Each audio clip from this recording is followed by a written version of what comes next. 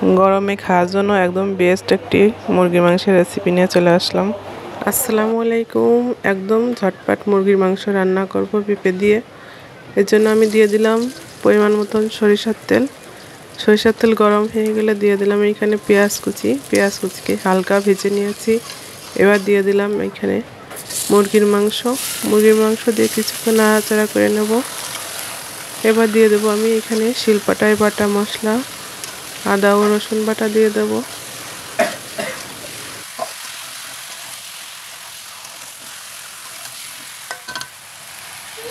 আদা ও রসুন বাটা দিয়ে কিছুক্ষণ নাড়াচাড়া করে নেব। প্রতিটা মশলায় আলাদা আলাদাভাবে দেব আর নাড়াচাড়া করে মিশিয়ে নেব।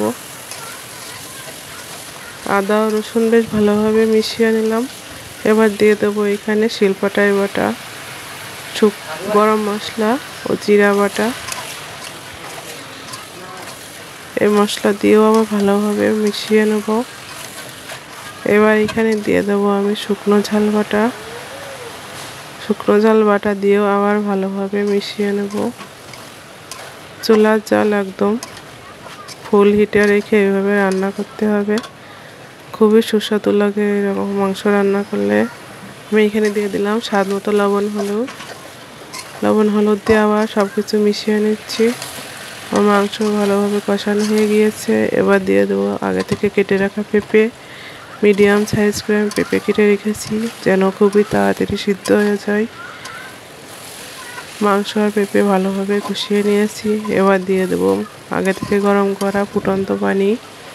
পরিমাণ মতন পানি দিয়ে দেবো।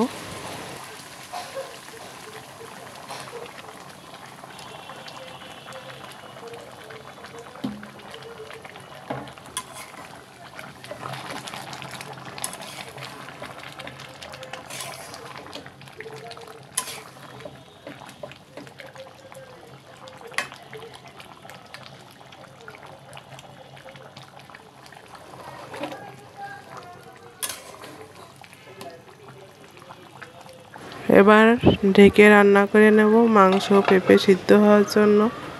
আমি এখানে আর কোনো রকম বাড়তি মশলা দেব না। আমার মাংস প্রায় সিদ্ধ হয়ে গিয়েছে, ঝোলটাও বেশ পরিমাণ মতন রেখেছি। এবার আর কিছুক্ষণ চুলায় জাল দিয়ে আমি মাংস নামিয়ে নেব। খুবই সুন্দর একটা কালার আর খেতে খুবই সুস্বাদু ছিল। আশা করছি আপনাদের রেসিপি ভালো লাগবে। ভালো লাগলে একটি লাইক, চ্যানেলটিতে সাবস্ক্রাইব করতে ভুলবেন না। আসসালামু আলাইকুম।